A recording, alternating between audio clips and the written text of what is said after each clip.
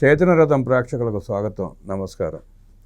నిన్న చిలకలూరుపేటలో ముస్లిం సోదరులు ప్రశాంతంగా నిరసన తెలియజేసే కార్యక్రమం చేపడతా ఉంటే విడుదల రజని మధ్యలో చేరి వాళ్ళని రెచ్చగొట్టే ప్రయత్నం చేయటం, ఆమెను వద్దు మీరు వెళ్ళిపోండి అని చెప్పి ఆ ముస్లిం సోదరులు గట్టిగా చెప్పడం, ఈమె అశాంతిని రేకెత్తించే ప్రయత్నం చేయటాన్ని ఎలా చూస్తారో మనతో పాటు సీనియర్ టీడీపీ నాయకురాలు సూర్యదేవ లత గారు ఉన్నారు. వారిని అడిగి మరిన్ని విశేషాలు తెలుసుకునే ప్రయత్నం చేద్దాం. నమస్తే అండి. నమస్తే. నిన్న ముస్లిం సోదరులు ప్రశాంతంగా ర్యాలీ చేసుకోవటం, విడుదల రజని కావాలని రెచ్చగొట్టే ప్రయత్నం చేయటం, తనని అరెస్ట్ చేస్తారేమో అన్నట్టు ఆవిడ వెళ్ళి పోలీసులతో గొడవ పెట్టుకోవటాన్ని మీరు ఎలా చూస్తారు?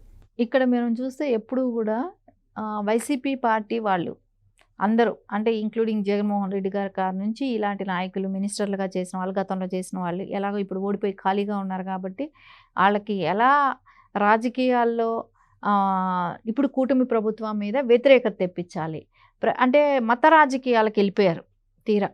సో వీళ్ళు వక్ఫ్ బోర్డుకి వీళ్ళు ఆమోదం తెలిపిన వాళ్ళే కదా, అక్కడ సెంట్రల్లో ఆమోదం తెలిపారు కదా, ఓటు కూడా వేశారు, ఓటు వేశారు కదా. ఈ రోజున ఇక్కడ వచ్చి వాళ్ళు అలా ర్యాలీలో వెళ్ళటం అనేది అక్కడ ఏ రకంగా పనికొస్తుంది? అంటే ఆవిడకి వాళ్ళ అధ్యక్షుడు ఏం పని చేస్తున్నాడో కూడా తెలియట్లేదా? తెలియకనే ఆవిడ ఇలాంటి పనులు చేస్తున్నారా? అది వాళ్ళు ఏంటంటే పార్టీలకు అతీతంగా అన్ని పార్టీలు వాళ్ళు కలిసి చేసుకుంటున్నారు ముస్లిమ్స్. సో అది వాళ్ళ రైట్, వాళ్ళు చేసుకుంటారు. వాళ్ళకి ఏది నచ్చిందో నచ్చలేదో అనేది వాళ్ళ ఒపీనియన్ ఉంటుంది. సో అది వాళ్ళు తెలియపరచాలనుకుంటున్నారు, అదేదో వాళ్ళు చేసుకుంటున్నారు. కానీ పార్టీలకు అతీతంగా చేసుకునే దానిలో ఈవిడ ఎంటర్ అయిపోయి, సో ఈవిడ నా మైలేజ్ తెచ్చుకోవాలనే ఒక మైలేజ్ తనకి రావాలి.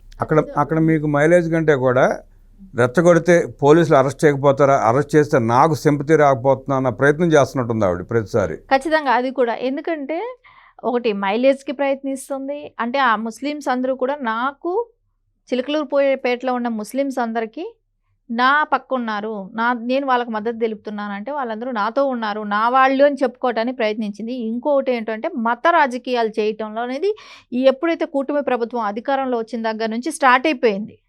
మనం ఎగ్జాంపుల్ చూస్తే ప్రవీణ్ గారి యాక్సిడెంట్ని ఏ రకంగా మాట్లాడారు.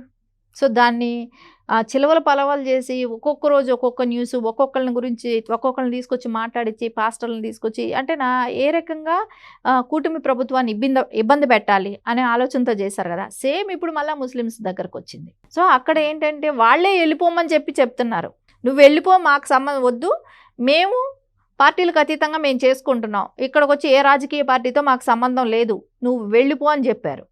అంటే యాక్చువల్లీ గెట్ అవుట్ నువ్వనే చెప్పారు వాళ్ళు.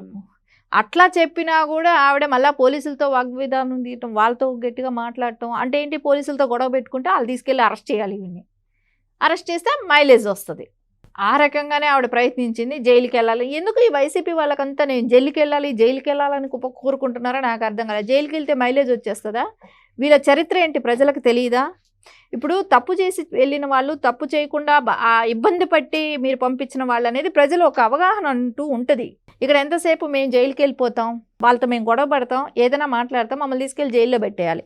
ఎగ్జాంపుల్ ఒకటి రోజా కూడా మాట్లాడింది. ఆ మాటలు రోజా కూడా చాలా సరే, దమ్ముందా మీకు, నన్ను అరెస్ట్ చేస్తారా, వేయండి, లోపల వేయండి, ఇదే మాట్లాడింది కదా.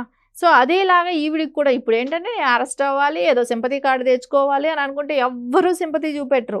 అరెస్ట్ అవ్వటం అని అంటే బాబు గారిని అరెస్ట్ చేశారు చూసారా, ఏ రకమైన కేసుకి ఎవిడెన్స్ ఏమీ లేకుండా అరెస్ట్ చేయటం, రఘురామకృష్ణరాజు గారి మీద రాజద్రోహం కేసు పెట్టడం, ఇట్లాంటివి చాలామంది, అచ్చెన్నాయుడు గారిని ఇబ్బంది పెట్టాలని దీంతో ఆయన అరెస్ట్ చేసి ఒకరోజు ఆపరేషన్ అయిన వ్యక్తిని తిప్పటం, ఇట్లాంటివన్నీ కూడా ఉంటాయి. ఇవి అరెస్టులు అంటే మీరు అక్రమం అరెస్టులు అనేది.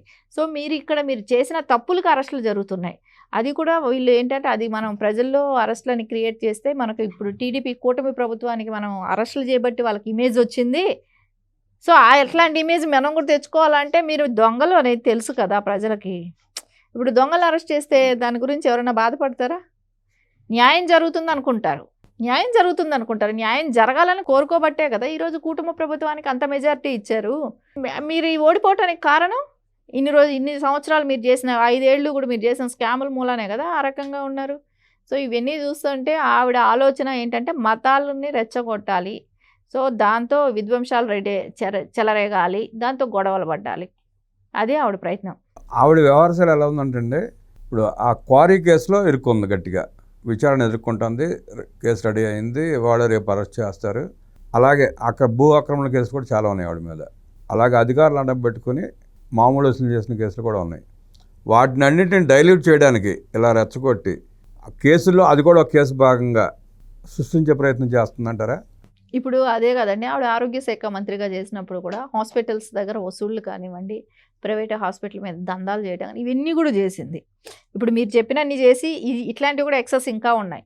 ఇలాంటివన్నీ చేసింది ఆవిడ. మనం చూస్తేనండి, రాజకీయాలకి వచ్చిన షార్ట్ టైంలోనే ఆవిడ మళ్ళా ఏదైతే తెలుగుదేశం పార్టీలో సీట్ రాలేదని చెప్పేసి వైసీపీలో వెళ్ళిపోయి ఆవిడకు ఎంతసేపు అండి ప్రజాసేవ కన్నా ఆవిడకి ఇంపార్టెంట్ ఎట్లా ఉందంటే రాజకీయాల్లో ఆవిడ ఏదో స్థానం రావాలి. First time MLA, first time minister కూడా. అంటే అవకాశం కోసం ఏదైనా చేస్తారు అట్లాంటి వాళ్ళు, దొడ్డిదారిలో వెళ్ళే వాళ్ళే. ఇప్పుడు మళ్ళీ ఫస్ట్ టైం ఎమ్మెల్యే అయింది, ఫస్ట్ టైం మినిస్టర్ అయింది. ఇప్పుడు 4 సార్లు 3 సార్లు అయిన వాళ్ళకి కూడా మినిస్టర్స్ ఇవ్వకపోయినా కూడా ఆవిడకి వచ్చింది అని అంటే ఎట్లా వస్తాయండి? అది ఎలా ఉందంటే వాళ్ళకి ఆలోచన ఏదైనా చేయనివ్వండి, నేను సంపాదించుకోవటానికే వచ్చాను, నేను సంపాదించాలనే ఒక దాంతో వచ్చిన ఆవిడ రాజకీయాల్లోకి.